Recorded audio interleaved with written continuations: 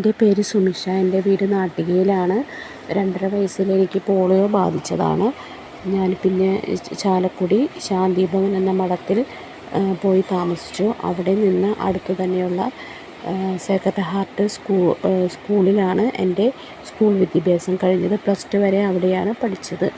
അതിനുശേഷം ഞാൻ പോളിടെക്നിക്ക് പഠിച്ചു, ശ്രീരാമ പോളിടെക്നിക്ക് തൃപ്രയാറ്. അതിനുശേഷം ഞാൻ പിന്നീട് പല ചെറിയ ചെറിയ കോഴ്സുകളൊക്കെ പഠിച്ചെങ്കിലും അത് ഒന്നും നല്ലൊരു ജോലിയിലേക്ക് ഉള്ള കോഴ്സുകളായിരുന്നില്ല. പിന്നീട് 2008 മണ്ണുത്തി വെറ്റിനറി കോളേജിൽ സ്വീപ്പറായിട്ടാണ് ജോലിക്ക് കയറുന്നത്. അവിടുത്തെ ജോലികളെല്ലാം എനിക്ക് ബുദ്ധിമുട്ടായിരുന്നു.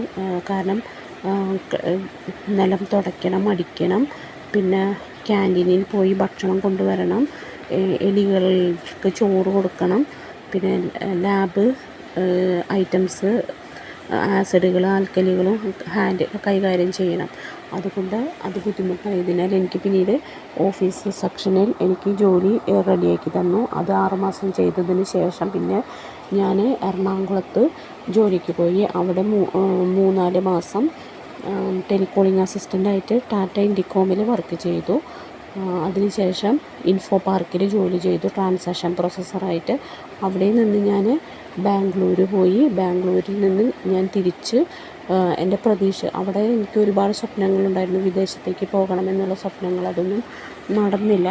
തിരിച്ച് ഞാൻ കേരളത്തിലേക്ക് തന്നെ വരുന്നു. എന്നിട്ട് ഇവിടെ വന്നിട്ട് PSC പരീക്ഷ എഴുതി. പിന്നെ ഗവൺമെൻറ് ജോലിക്ക് കയറി. 2015 ഓഫീസ് അറ്റൻഡൻ്റായിട്ട് ഫോറസ്റ്റ് ഡിപ്പാർട്ട്മെൻറ്റിൽ ജോലിക്ക് കയറി. 2017 കൃഷി വകുപ്പിൽ ജോലിക്ക് കയറി. ഇത്രയൊക്കെയാണ് എൻ്റെ ഒരു ജീവിതം ഷോർട്ടായിട്ട് പറയുകയാണെങ്കിൽ. ഞാൻ ഒരു സാമ്പത്തിക ബുദ്ധിമുട്ടുള്ള വീട്ടിൽ തന്നെയാണ് ഞാനും വളർന്നത്. അമ്മയും അച്ഛനൊക്കെ കഷ്ടപ്പെട്ടാൽ തന്നെയാണ് ജോലിക്ക് പോയിരുന്നത്. അവരുടെ തുച്ഛമായ വരുമാനത്തിലാണ് എൻ്റെ പഠനവും കാര്യങ്ങളൊക്കെ നടന്നിരുന്നത്. ശാന്തിഭവൻ എന്ന സ്ഥാപനമില്ലായിരുന്നെങ്കിൽ ഞാനും ഉണ്ടാകുമായിരുന്നില്ല. അത്രയ്ക്കും അവിടുത്തെ സിസ്റ്റേഴ്സും പിന്നെ അവിടെയുള്ള സഹോദരിമാരും ഫ്രണ്ട്സും എല്ലാം നല്ല സ്നേഹവും കരുണയും ഒക്കെയുള്ള ആളുകളായിരുന്നു. അവരുടെ ഒരു സപ്പോർട്ടോടു കൂടിയാണ് എനിക്ക് തുടർന്ന് ജീവിക്കാനായിട്ട് എനിക്ക് സാധിച്ചത്. അപ്പോൾ നമ്മൾ പഠിക്കുന്ന കാലത്താണെങ്കിൽ നമ്മളുടെ കുട്ടികളും കൂട്ടുകാരെല്ലാവരും നമ്മളെ സപ്പോർട്ട് ചെയ്തിരുന്നു. പക്ഷേ മുതിർന്ന് വരുന്തോറും നമുക്ക് സപ്പോർട്ട് ചെയ്യുന്നതിനേക്കാൾ കൂടുതൽ നമ്മളെ മാനസികമായിട്ട് വേദനിപ്പിക്കുന്ന ഒരു കൂട്ടം ജനങ്ങളുണ്ടെന്ന് എനിക്ക് മനസ്സിലായി.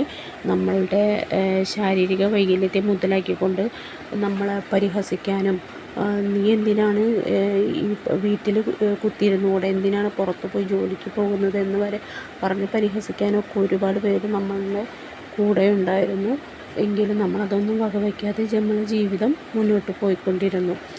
അങ്ങനെ ഒരുപാട് കഷ്ടപ്പാടുകളും ബുദ്ധിമുട്ടുകളെല്ലാം ഇതുവരെ നേരിട്ടിട്ടുണ്ട്, ഇനിയും നമ്മൾ നേരിടുന്നുണ്ട്.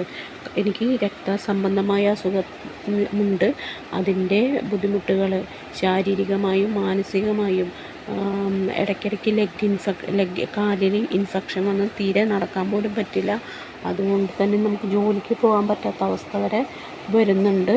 ഇപ്പോഴും നമ്മൾ ആ ഒരു ബുദ്ധിമുട്ടിലൂടെയാണ് കടന്നു പോയിക്കൊണ്ടിരിക്കുന്നത്. എങ്കിലും എനിക്ക് തിരിഞ്ഞു നോക്കുമ്പോൾ എനിക്ക് ഹാപ്പി തോന്നുന്ന ഒരുപാട് സന്ദർഭങ്ങളുണ്ടായിട്ടുണ്ട്.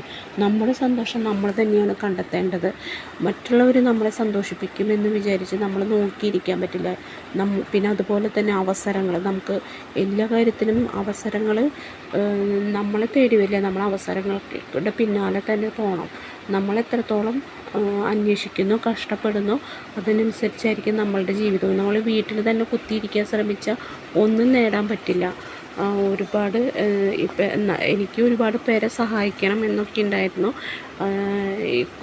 ചെറിയ രീതിയിലൊക്കെ സഹായിക്കുന്നുണ്ടെങ്കിലും കാര്യമായിട്ട് സമൂഹത്തിന് വേണ്ടി എനിക്കൊന്നും ചെയ്യാൻ പറ്റിയിട്ടില്ല. അപ്പം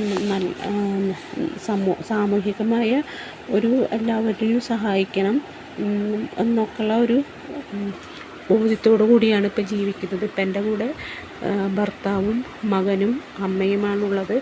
മകൻ്റെ ഭാവിയും അതുപോലെ തന്നെ നമ്മളെപ്പോലെയുള്ള ശാരീരികമായി ബുദ്ധിമുട്ട് എല്ലാവരെയും സഹായിച്ച് ജീവിക്കണമെന്നാണ് എൻ്റെ ആഗ്രഹം. ഇതൊക്കെ തന്നെയാണ് എൻ്റെ ജീവിതം. നന്ദി, നമസ്കാരം.